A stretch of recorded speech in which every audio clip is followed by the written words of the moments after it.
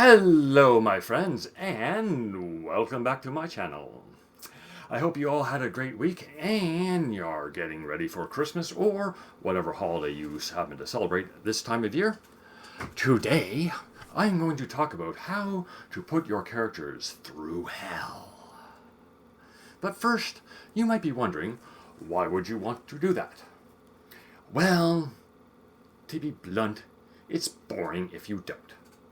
You don't want your character to be like God when he created the universe just by speaking it into existence. As in, don't have the character say, "Let there be whatever I need to solve this problem." And then it's solved. And your story is over in 3 pages or less, which is probably not very good for book sales or Kindle Unlimited if you're in KU. In every genre of fiction, you want your character to go through major trials and tribulations. We all know that in a romance, the characters get there happily ever after, or at least happy for now. Readers just want to know how they will dash off into the sunset, or whatever the case may be. Same thing in crime fiction. The detective always solves the case, but how is what keeps readers continually buying detective novels, even though they know the outcome is the same. They get their man, or woman, or whoever was the criminal. And in an action thriller, you know full well that the hero is going to stop the evil genius from taking over the world, or do whatever dirty deeds the villain intended on doing. But readers want to see the character work for the goal. So, how do we put our characters through the proverbial ringer known as hell? Well, that's coming up in right about now. Number 1, hit 'em where it hurts. Now, get your mind out of the gutter. I wasn't talking about a kick to the groin, although you can do that if you want. I'm not telling you what to do. What I mean is that if the most important thing in the world to the character is their family, put their loved ones at risk. Perhaps have the detective's child kidnapped by the criminal. If they value money, have them lose everything in an embezzlement scandal. Or if their career is the most important thing to them, have something from their past jeopardize a potential promotion. Water break here. Number 2, have their trust betrayed. All of us have experienced this at one point in our lives, or maybe even more than once. Let's keep that a secret. Maybe the person your hero trusted most in the world double-crossed them on something and left them for dead. This has been done as a theme of many a revenge movie or book, so perhaps try something different or put a new twist on it. Number 3, you strip away their identity. Take what defines your character and see how they get on without it. This was done in Star Trek Voyager episodes Basics 1 and 2. The Kazon captured the Voyager and left the crew stranded on a planet without their technology. Let's say your character has a career as a high-powered eternity, the best in the city, if not the whole country. Something happens, like, let's say their trust was betrayed, like in tip number 2, and they are accused of suborning perjury or anything that could get them disbarred and lose their career. That's the start. But of course, you make it a false accusation, and they go to prison or something else, and now they must fight to get their life back. Number 4, give them impossible choices. They have to choose between saving one person and another. Perhaps your character is a mother or father, and they must choose between saving their daughter or son from a house fire. They only have time to save one by dragging them or carrying them to safety, but it means that one of the children is going to die because the parent doesn't have the physical strength to carry them both at the same time. Something along those lines would be great, because then the parent will likely be overcome by guilt that they couldn't save both kids.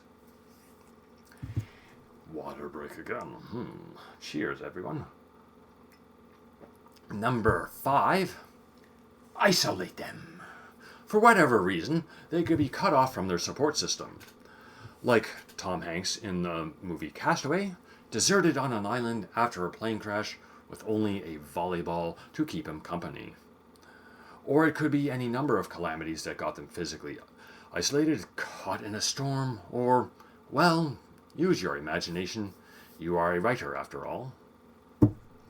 But you don't necessarily need to make it physical isolation. If they were betrayed or stripped of their identity, you can isolate them by having them doubt who their friends really are. That shall be fun to play with, isn't it? Number 6, you crush their hopes. Just when they thought they had achieved their goal of getting their life back, or of stopping the nuclear bomb from leveling the city, you snatch everything away from them. They go before the judge to prove their innocence, and the judge refuses to see the evidence. Or perhaps he was given the wrong location of the nuke, and now he's got to race even faster to go find it and disarm it. An example of this is done in the season 3 of 24, where the Ryan Chappelle character was ordered to be killed by the villain. Spoiler alert, cover your ears. They thought they were going to save him, and they weren't able to. Spoiler alert over, you can now uncover your ears. That's if you haven't seen the show. Number 7, you make them face their past. Something like From My Detective with a Dark Past video, have the events force them to face a trauma from their past. A mistake they made that led to someone else dying and they're torn up by it. This was done to great effect in the movie and book Mystic River. No spoiler alerts here, just go and read the book and watch the movie. You won't be disappointed, trust me, it was awesome. Number 8. Push them to the brink physically. You don't necessarily have to get the tar beat out of them, but have them go through challenges that push their strength and endurance to the limits.